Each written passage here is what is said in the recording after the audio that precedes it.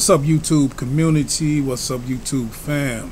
Welcome back to the Emperor Atheist channel with your host, Emperor Atheist. Today, I'm going to get right into it, as I always do.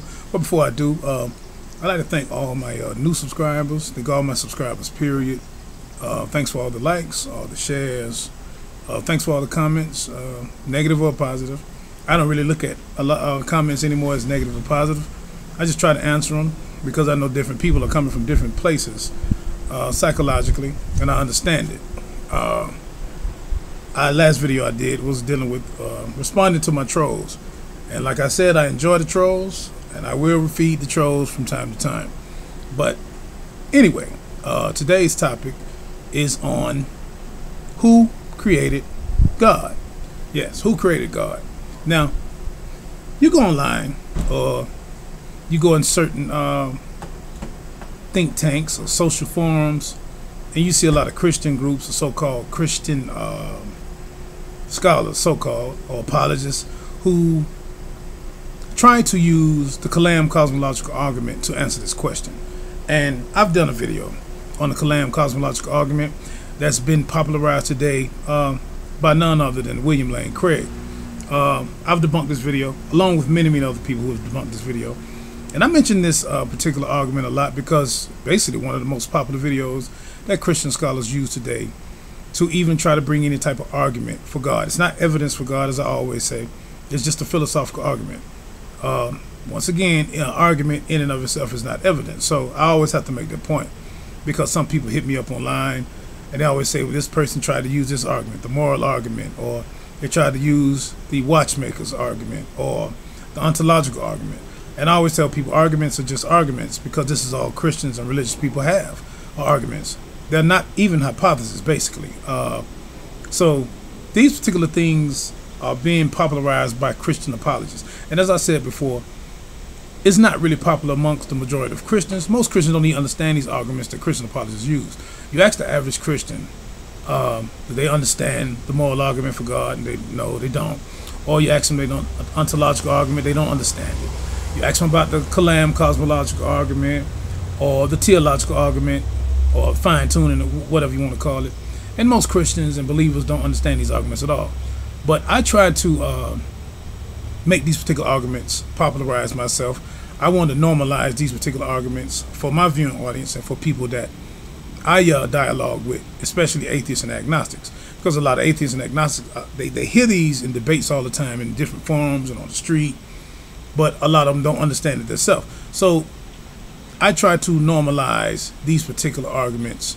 So people, when you run into these arguments, if you run into, which is a small percentage of theists who would even come with these arguments, but when you run into them, then you'll be able to recognize them, and then you'll be able to shred them to pieces because it's a bunch of bullshit. So basically, this is why I might sound repetitive on certain arguments because these are very popular arguments. And as you know, a lot of people, like Christopher Hitchens used to always say, Sam Harris says a lot. Since these particular people, especially people like William Lane Craig and others, still use these particular redundant rhetorical arguments, then obviously atheists, we have to combat this bullshit, and we have to keep repeating. We have to be repetitive in actually making it a distinction to destroy these bullshit arguments. We have to keep putting out the fire of these particular rhetorical Christian apologist arguments. So I didn't name this video the Kalam Part 2. I just wanted to name it Who Created God. But within the Kalam Cosmological argument, for those who are familiar with the argument, and matter of fact, I'm going to put the link again, William Lane Craig discussing this again so you understand their viewpoint and how they wire this bullshit together. So I'll put that in the link about the Kalam Cosmological. Those who actually want to go and just see what the hell it's about. It makes no sense, but I would like for you all to actually go and actually just at least read it and understand it, and how they try to use it and try to weave rhetorical arguments, which is basically conjecture and bullshit. But anyway, when I ask a question, or when anyone asks a question, who created God? The first thing that the Kalam Cosmological argument basically states is that everything has a cause. And I'm just going to paraphrase the argument. But basically within the Kalam Cosmological argument, the universe was created, or the universe is here, so therefore the universe has a cause, or what caused it. Then this is basically just premises that I'm paraphrasing. So if everything in existence has a cause, then what is that cause? Well, Christian, religious, not just Christian, but Islamic scholars as well, because its foundation is Islamic, coming from Ghazali. For those who are not familiar, and I talked about this in one of my last videos. But Christians have popularized today, mainly William Lane Craig. But anyway, like I said, this is the premise for the bullshit argument, the cosmological argument. Everything in existence, everything that exists within the universe has a cause. Therefore, that cause must be God. Therefore, God exists. This is the premise of the argument. 3 premises, some arguments, and maybe 4 or 5. But these are the simple 3 premises of this argument. But the thing about it, God is not included within their everything has a cause. They say, just by definition of this particular being that they believe in, that God is what is called the uncaused cause. In other words, God was just here. And it's funny that religious people always accuse atheists or people who just, not necessarily atheists, because atheism and science is not synonymous. And some reason religious people always think this. They think that just because you're atheist or you're anti-theist, that you're automatically just for science. And that's not necessarily true. You have a lot of theists and Christians that are scientific and understand the facts of evolution, things like this. And you have some atheists that are just not, scientific literate. So I want to make that clear before I go any further. Atheism and science is not synonymous. But we, mostly as atheists and agnostics, we understand that science is a tool for knowledge. And we understand this. We understand that science has debunked religion and has been debunking religions for centuries. So we need to go with the winner. And the winner so far is science. But science never makes a claim that there is no God. Science has never made a claim that there is a God.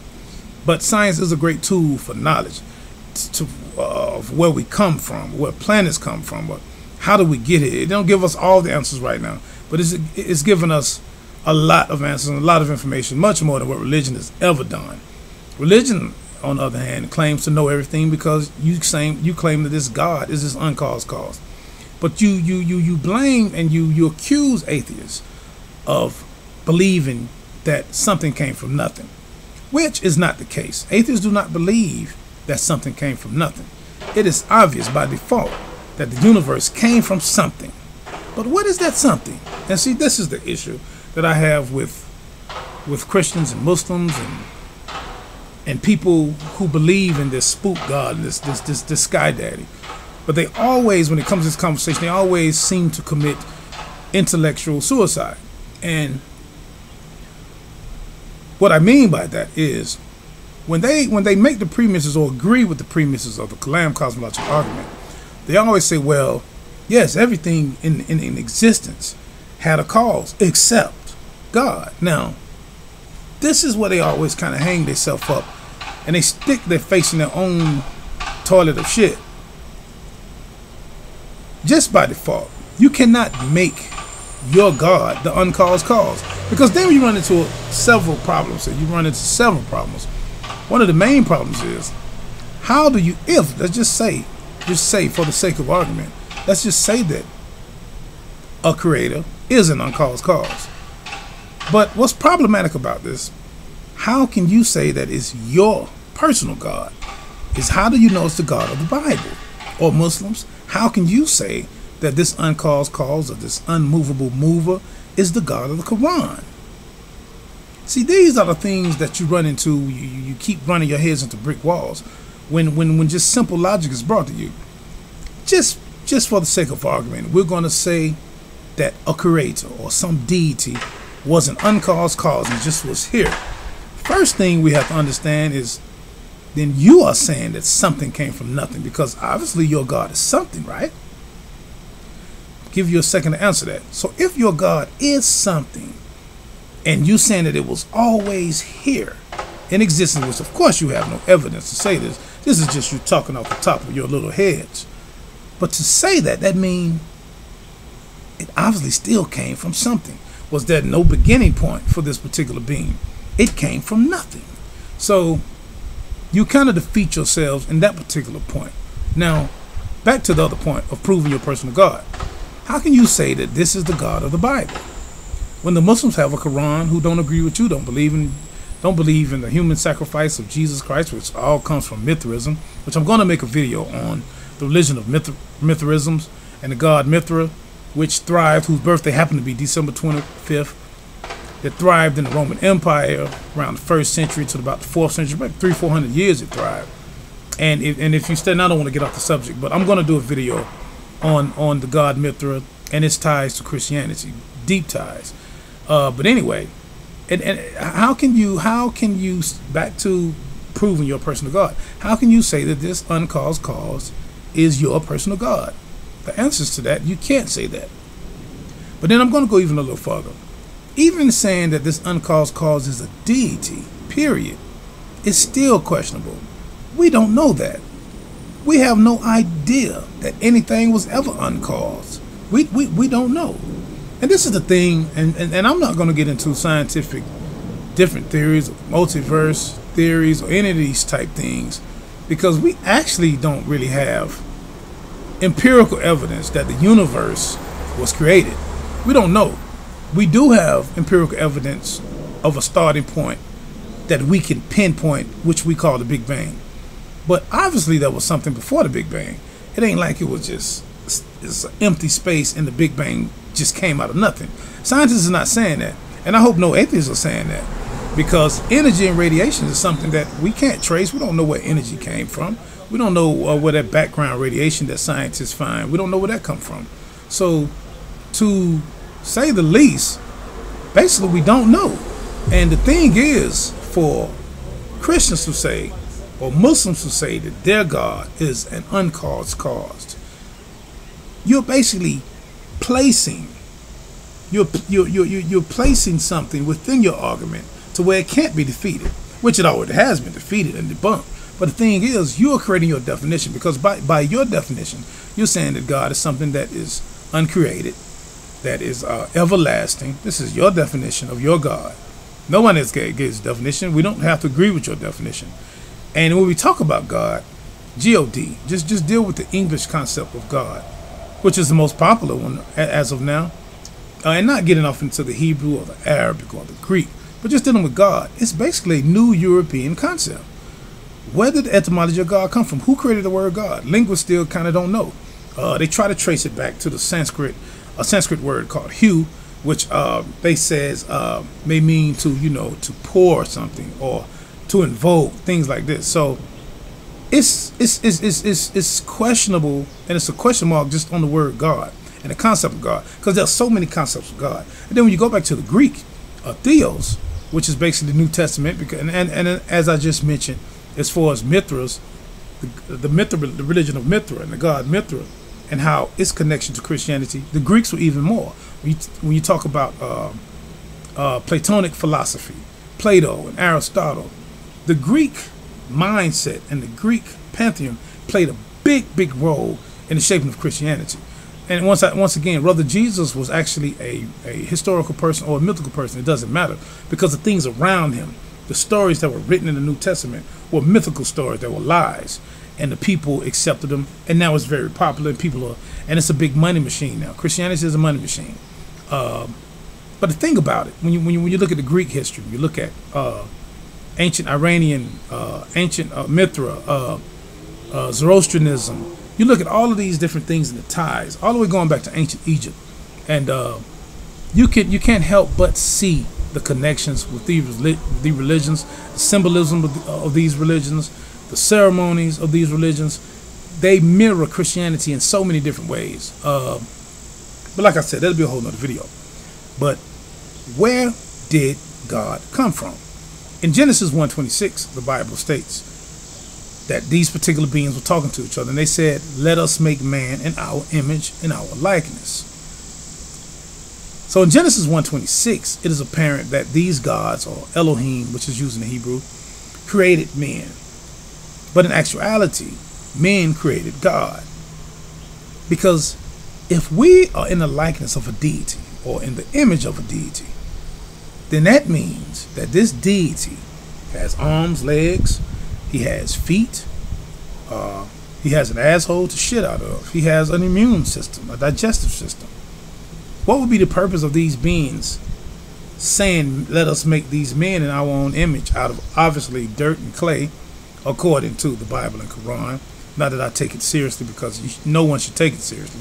But why would these particular beings make a statement like this if there wasn't, if their likeness and image was not the prototype of what we look like today? Which is contradictory to the scriptures, because most of you believers, you believe that God is a spirit. Now, if God is a spirit, how can we be in his image, in his likeness? We're not spirits. I know you people, oh, well, you know, this is just the physical and there's a soul. That's a bunch of bullshit and mythological bullshit. Teachings of the soul is also etched in Greek and African and Egyptian mythology. And I'm going to speak on that as well. I'm not going to cram everything into one video, but I'm going to speak on it. And I'm going to make another video dealing with religion of Mithra. And I'm going to speak about the whole teachings of the soul and where it come from, and how it's etched into the Bible and the Quran and all of these other holy books, the Torah, or whatever you want to call it. But the thing is, God didn't create man, but it was the other way around. Man created God, because ancient men, archaic men, had no other way to explain or to understand the sunlight, moon, the phases of the moon. They didn't understand rain, thunder. And you got to think, these archaic type minds, only thing they could think of had to be something more powerful than man to them. Things that we can explain today, simple things that a meteorologist can explain just watching the weather on the news.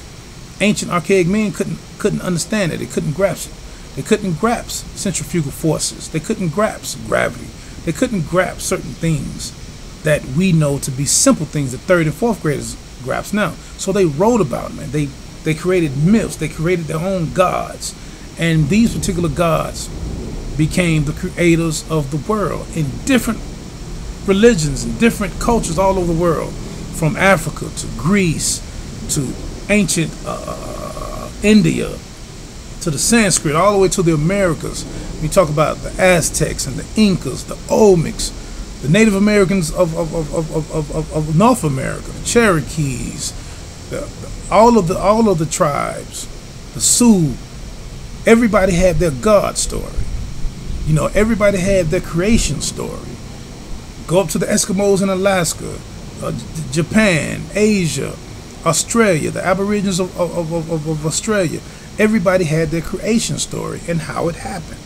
Now, if there is only one God, there's only one God, then it seems as though this one God could have at least kept his story intact throughout the world.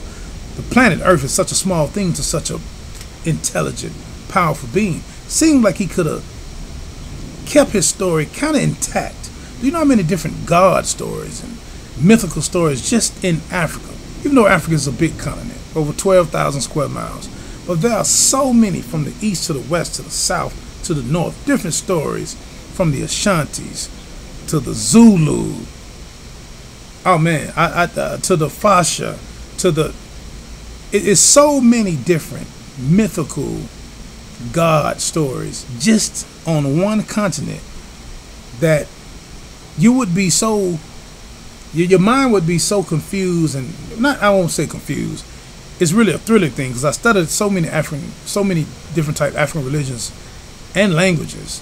But it's just, it has to make a person think as to why would one God, one powerful, all-knowing, all-powerful God, allow so many different branches to come from one particular root. It doesn't make sense, and it causes confusion. Not only that, a lot of these religions are very inclusive, meaning that these religions are not saying, well, hey, I don't care if you believe that some damn European white Jew died for your sins, we still accept you. All of these different religions still accept people. And the thing about it is, the three Abrahamic faiths, they are exclusive religions. They will kill you if they don't believe you, or they have, all of them, not just fundamentalist Islam, but Christianity is killed in the name of Jesus as well. So we can't let Christians off the hook. It's just, as of today, Islam is like, according to whoever, is at the forefront of murdering and killing people and trying to bring Sharia law to the land. Now, this is a strange thing. It is a strange thing. Do I want Sharia law in America? Hell no. I don't even like American law. Why the fuck would I want savage-ass Islamic law in America? But this is what Muslims are doing today. But just because we're in this time period doesn't take away what the Jews and the Christians have already done in the name of their religions. So these are three main religions that are hell-bent on killing people who don't believe their way, or trying to convince people to believe in the bullshit they believe in. But all of them have created their own God. All of them wrote their own books. The Muslims wrote their own book to favor the Arab. Although it's supposed to be the same God of the Bible, the same prophets, King David, Solomon, Jesus, Enoch, all of the same prophets that the Bible speaks of, the Quran speaks of. And they might add their own little simple little few ones like Luke, man, and certain ones in there, but it's the same particular characters of the Quran. But yet, when you go to the Quran says that Jesus didn't die for the sins of the people.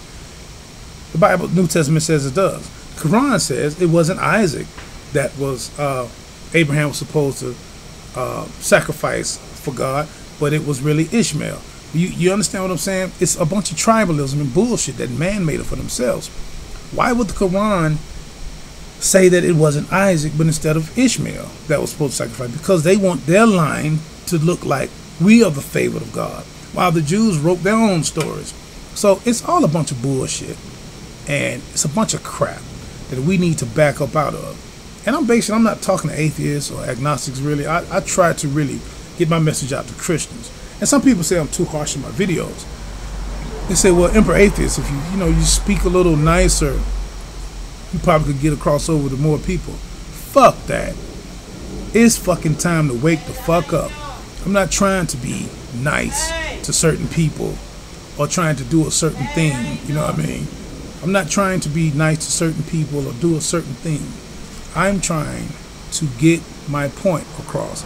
I'm trying to teach people to think for themselves, to get away from this bullshit called religion. I'm Emperor Atheist. I'm out. Peace.